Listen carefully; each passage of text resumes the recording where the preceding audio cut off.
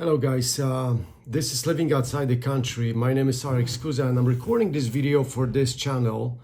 The name of this channel is Living Outside the Country because that's my story. I left my home country, Poland, several years ago, and USA, Dallas is now my home. And I'm sharing kind of business tricks and hints so you guys can learn from me how in a completely different environment I master many skills through apps, technology, habits, and personal self-development to make sure that I can actually bring my dreams to reality. And as an artificial intelligence consultant, I work with businesses here in United States and Europe, but also I want to develop my own personal self skills like time management, habits building, and other stuff. In this video, I want to tell you how I master, I think it's a good word, how I master time and calendar.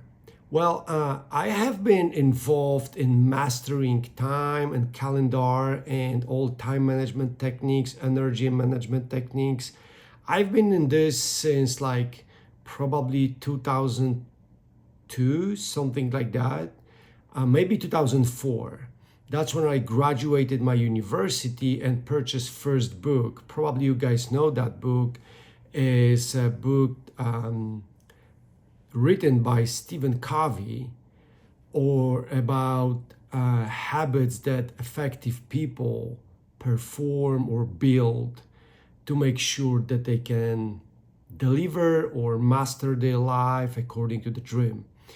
I also like the idea of being a servant, which means that you actually do something and you build stuff and you spend your time, put your tears and sweat into something because you actually want to help other people.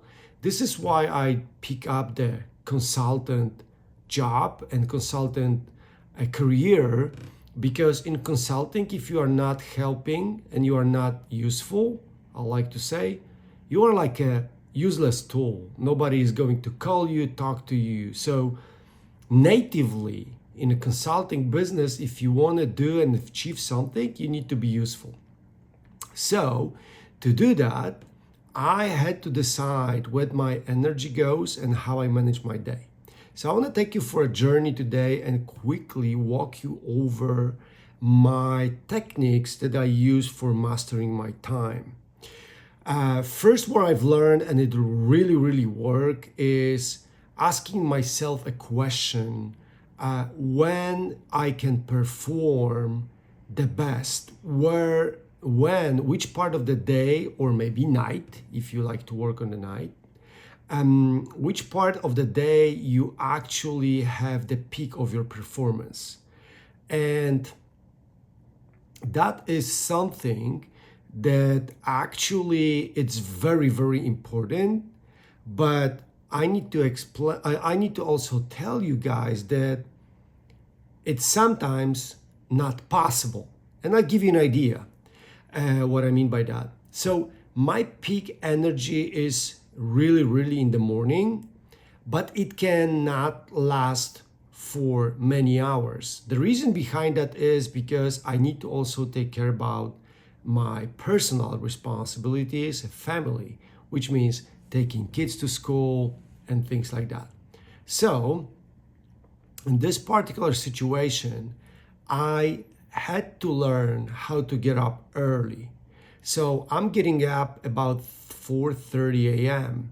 The reason behind that is because at that particular time of the day, I am the most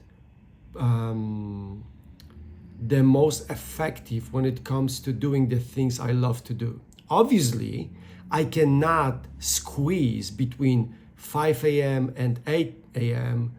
Because 8 a.m. is usually a family time. I cannot squeeze everything what I want to do. So I am really ruthlessly scheduling the most important task in the morning. And that really works, guys. I need to tell you that this is something that is super, super important to make sure that you identify that part of the day that you can focus on the most important tasks. But then my time is interrupted. And from 7:30 to 8 or 6:30 to 8, depends on the day, I cannot do my work because I have family that I care about.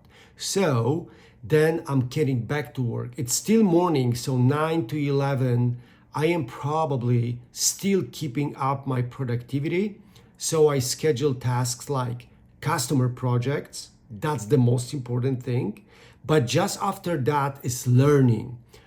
In my job in consultancy, if I'm not learning, I cannot really be useful. So just after that, I schedule maybe hour of reading or listening to something that I want, like taking courses, certifications. But imagine this, 1 hour of learning every day, it's 5 or 6, including Saturdays, hours per week. That's enough to stay relevant. So after that, I usually take a break for exercising, but exercising routine has different meaning to me because it's meditating, it's doing strength exercising, core exercises, and then actually also going for a cardio exercise, which takes all of that about 1 hour. So it's easy to figure it out that I chunk those hours to minutes. So I'm really would love to recommend like minutes management. If you manage minutes, the hour will take care of themselves. So let's say meditation is 10 minutes, then 10 minutes of core exercises. I'm leveraging Apple Fitness Plus platform, so I have exercises ready to go with video instructions. Then it's 10 minutes of strength exercises, again with Apple, and then 20 to 30 minutes of cardio, which can be a brisk walk or jog or whatever you guys like. Imagine this, if you do that for every day, it's again another 5-6 hours of exercises per week. That's a lot. That's enough for making sure that your blood cells are very well oxygenated, that you actually move your body, that you exercise your muscles and also your mind. And then after to 1:32 p.m., my energy goes down. I cannot study anymore. I cannot do projects anymore. I can't do tasks that are easy to do. Like for instance, organizing documents, like uploading statuses, like going through my notes, like doing paperwork that doesn't require thinking and creative thinking. So from 2 to 5, I can do this kind of job. Those tasks are also important for my customers, but those tasks are not expecting from me to be really mentally fluent in that particular time of the day. And then evenings, after 5-6 p.m., I usually do things that are really simple to do, that they don't require any level of thinking from me. And the example from that might be listening to podcasts or listening to Speechify. By the way, I'll be recording also videos here on this channel about various tools that I use to optimize and automate my work. So that kind of things will come in the evening. And then mornings. Mornings are important for me because every day in the morning, I also spend 20 minutes on books, on articles. So imagine this, if I multiply that by 5-6 days per week, it's another 1 hour of reading. So usually my day is collecting tokens. I love to call that this way. I collect tokens and each token is the activity I want to perform. I also look like Strike app, and I will talk about that app later, when I monitor all the tokens I'm gathering. because I exercise, because I read, because I study, because I work on the customer projects. And getting up early was critical for me. I don't want to go to details how I learned to get up early, because it's been 10 years when I'm getting up at 4:45 and last year 4:30. Obviously, I take enough time of sleep. Don't think, guys, I can sleep 3 hours and then fully perform. No, I cannot. I need to take 6 hours and 30 minutes of sleep, which means that I spend usually seven hours in bed every day. And that's the schedule. But I want to give you another hint. Every morning, I take my calendar. All of that I mentioned here, it's sitting in my calendar. I'm leveraging simple MacBook Pro, Apple, iOS calendar, nothing fancy, regular stuff that comes with the package of Microsoft operating system. But everything is what I told you is allocated in my calendar. So I really encourage you to time allocation. That technique is the best. Some people I was trying different techniques, which works for some people, like for instance, keeping a backlog on the side and fulfilling your calendar, whatever comes in a backlog and you want to do right now or then. But that technique didn't work for me. And the reason it didn't work for me is because that technique of keeping an open backlog, like to-do list, doesn't force me to predict how much time I want to spend on a specific task. So for instance, I can go and play basketball, which is one of my cardio exercise I really love. And I can play basketball for an hour and a half because I love it. But if I limit myself to 35, 40 minutes to keep up my schedule, I still get the boost of energy. I still exercise my body. I still go in my zone 3 or 4 in cardio. But I keep that in my calendar because at the end of the day, I want to make sure I do other stuff that I mentioned, like customer projects, like reading, like learning, like organizing documents, folders, building slides, organizing slides. I don't want to spend too much time on something I love, but because if I spend less time, I still get my goal, which is burning calories, moving my body, pumping blood through my cells and things like that.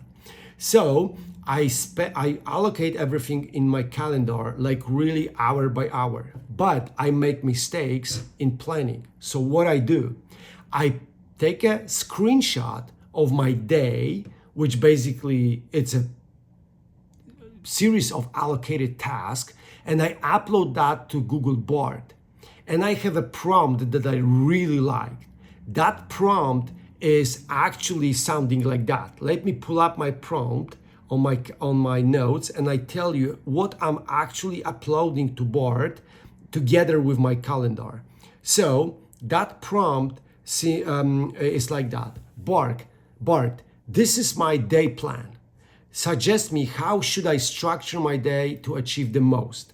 What can I improve in an attached itinerary? Express the outputs in the table. I am attaching my day plan for you. Also, please consider I want to be a great dad, husband, and the best AI strategy and automation consultant in the world. And together with my daily itinerary, I upload that to Bard. And Bard is every day, little by little, improving my schedule. So I shuffle tasks. Sometimes Bard tells me, hey, Arek, it doesn't look to me like you schedule the most important things in the morning. Sometimes Bard says, hey, merge 2 tasks into one so you can focus on the same nature of task, which will increase your productivity. So that's what I do. That's how I structure my daily plan. And that's how it helped me to be very, very productive, to be very, very useful, and keep growing my knowledge and skills and expertise. Also, one more last hint. I specifically pick up days for specific type of tasks. So Monday, Tuesday, Wednesday, and Thursday are like usually customers and learning, but Friday is for marketing, for writing posts, blogs, Instagram posts, LinkedIn posts, recording LinkedIn videos, and things like that. That's because I want to also build my personal brand, which is my priority number one. That gives me attention, that gives me an ability to share knowledge with other people, and also like make them interested in my knowledge, and hopefully getting new leads and opportunities so I can actually be useful as a consultant. So Friday for me it's a marketing, for you can be something different, but that Friday stays still in my calendar. So imagine if I spend a couple hours every Friday and multiply that by 4 Fridays per week, I spend hours and hours on marketing. As you can see, all the tasks I'm doing are actually aligned with my life mission. I want to be great consultant, dad, and husband. So what I do if I have an idea to do a task that it doesn't contribute to that, if I don't have time, I don't do it. So for instance, I love to walk downtowns and go to downtowns and explore restaurants, cafes. If I don't have time, I'm not doing this. So for instance, I'm in Austin today for a conference, and it's a Friday evening, I wanted to record this video, but I would love to go and see downtown Austin. I didn't do it today because I want to do that video. It's Friday, it's a marketing day. But tomorrow, I scheduled that in my calendar and I visit downtown Austin, which by the way, will be recorded for this channel as well. So thank you so much. I hope you found it useful, and I hope to see you soon on the channel. Please subscribe if you like it. If you see a space of improvement, please give me a comment so I can improve that channel and make it even more useful for you. Thank you and have a great night and day and morning. Take care. Bye-bye.